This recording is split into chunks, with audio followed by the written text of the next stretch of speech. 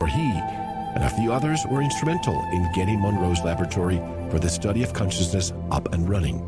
Campbell has been experimenting with and exploring the subjective and objective mind ever since. For the past 30 years, Campbell has been focused on scientifically exploring the properties, boundaries, and abilities of consciousness. Presently, and for almost 30 years, he has been at the heart of developing U.S. missile defense systems. He is the author of the My Big Toe trilogy, Awakening, Discovery, and Inner Workings, a trilogy unifying philosophy, physics, and metaphysics. His website is mybigtoe.com, and Thomas Campbell joins us from somewhere in central United States. Hello, Tom, and welcome to Veritas. How are you? I'm fine, Mel. Thank you very much for inviting me onto your show. My pleasure. Where exactly are you, by the way? I am in northern Alabama. Northern Alabama. Okay. Well, while reading your trilogy, the thought came to mind, Tom. Did you connect your mind to the Akashic Records? And it seems to be a massive download. That's how it feels when you're reading your book. Yeah, I guess that's the good news and bad news, this massive download feeling. Some people have a hard time with that, but the book are fairly intense as far as their information goes. And, I call the Akashic Records just databases. They are two databases that are required in order for this reality to function the way it does. And I guess we'll get into that, how this reality functions a little later. But they are just necessary part of the logic for this reality to exist as it does. And it's no wonder that ancient people found these databases that they could access with their intent, because all you have to do to find them is to explore inner space. That is, to explore your consciousness, and you can get to things like Akashic Records or databases or a lot more.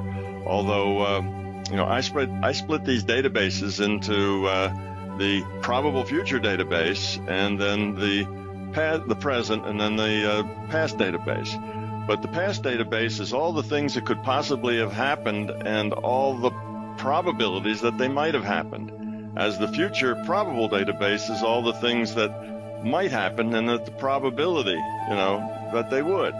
So this is a probability-based model.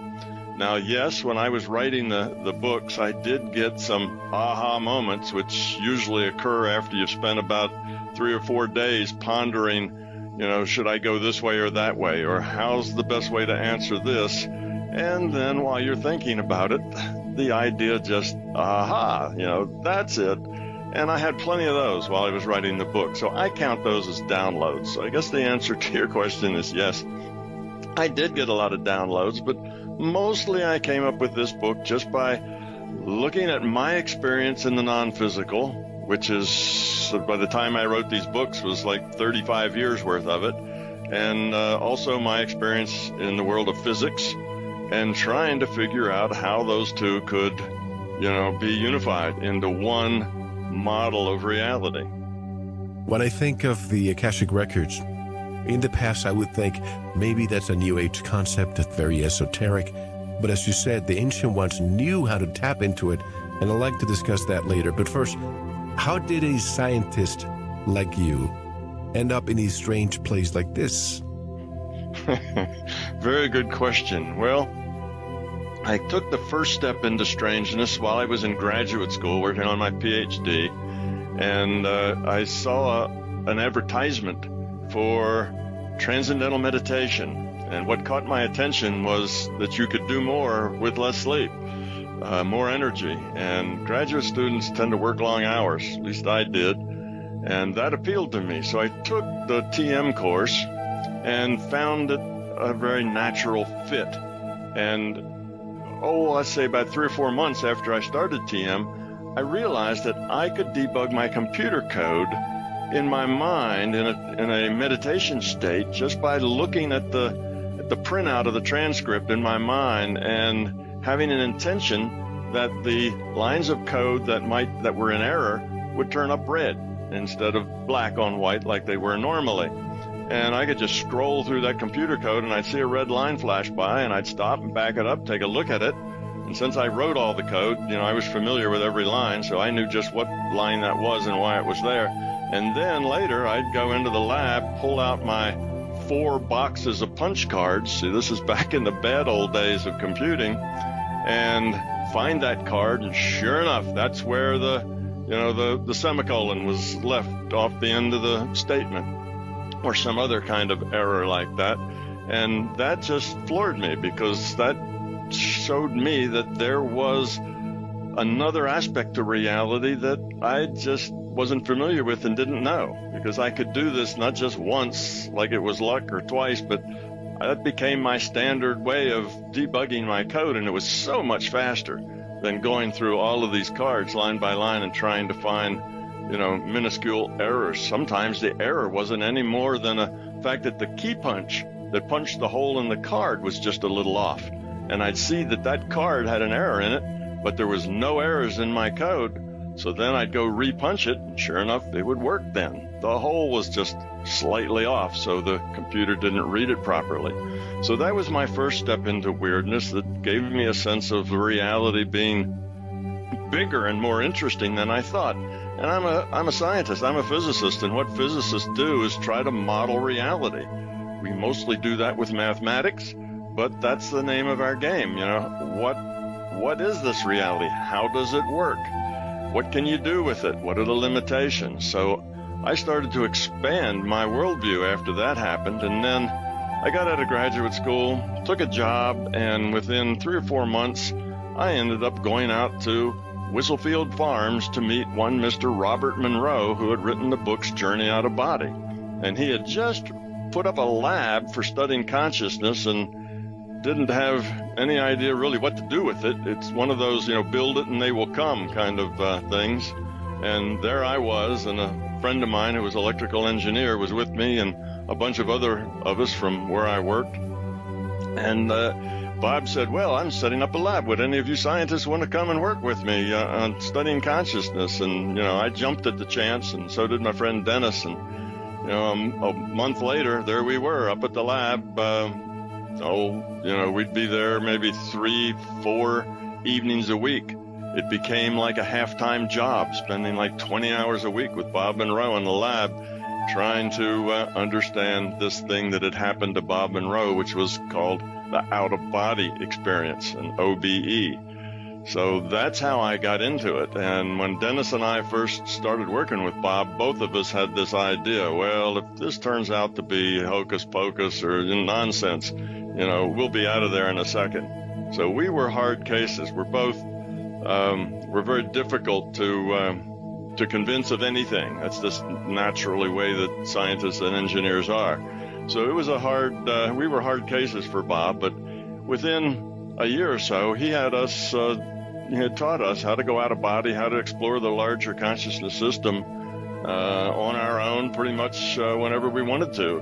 And you can actually still listen to some of these original explorer tapes is what they were called. Bob called us explorers because we were exploring the larger consciousness system. He didn't call it that, but it was just exploring non-physical space, if you will. And they're still available at TMI, the Monroe Institute, online. So that was back in 1972. And once you go down this path, you don't stop and go backwards or deny it. You can't deny it because it's your own experience. You experienced it. And what we did at the lab was spent most of our time doing things that were evidential because Dennis and I needed to be convinced. So we did remote viewing. We read numbers that Bob would put on the chalkboard after we got into our booths. We did all sorts of experiments, and the results of those experiments told both of us that without a doubt, it was like 10 or 20,000 to 1 that what we had done and seen and reported on could have been chance. So we knew it intellectually that it wasn't chance, that something was really happening, but we had no idea what. So it wasn't until maybe 3 years into this process that I finally had the experience that got it from my intellectual knowing that this was real to the gut level experience that this was real. But eventually I got there. And then when I did, and understood that there was something real here that a physicist needed to understand, then you're hooked for good.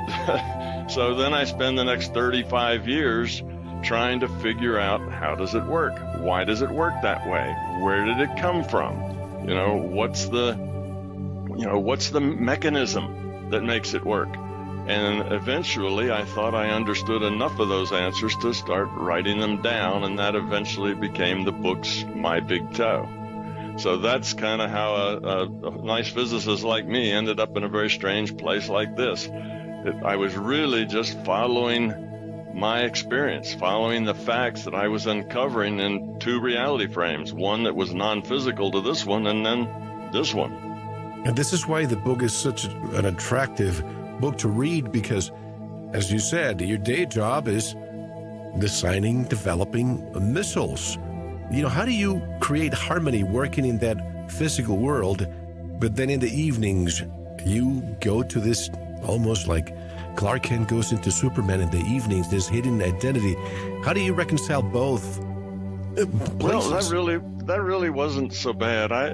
In general, in my everyday work life, I'm just a physicist, doing physics and doing science, and I keep a low profile. I didn't talk a lot about my other work, so the two actually didn't mix much until later when I was at working as a consultant for NASA, and two of the people that I was working with, two young guys who it was a young guy and a young girl, who were assigned to do programming and other work for me there.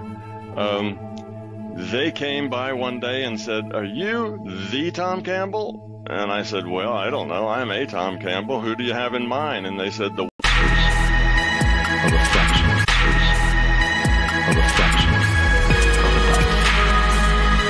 Think of the endless cruelties visited by the inhabitants of one corner of this pixel on the scarcely distinguishable inhabitants of some other corner. How frequent their misunderstandings, how eager they are to kill one another, how fervent their hatreds. Our posturings, our imagined self-importance, the delusion that we have some privileged position in the universe, are challenged by this point of pale light. Our planet is a lonely speck in the great enveloping cosmic dark. We are obscured. In all this vastness, there is no hint that hope will come from elsewhere to save us from ourselves. The Earth is the only world known so far to harbor life. There is nowhere else, at least in the near future, to which our species could migrate. Visit? Yes. Settle? Not yet. Like it or not, for the moment, the Earth is where we make our stand. It has been said that astronomy is a humbling and character-building experience. There is perhaps no better demonstration of the folly of human conceits than this distant image of our tiny world. To me, it underscores our responsibility to deal more kindly with one another and to preserve and cherish the pale blue dot, the only one we've ever known.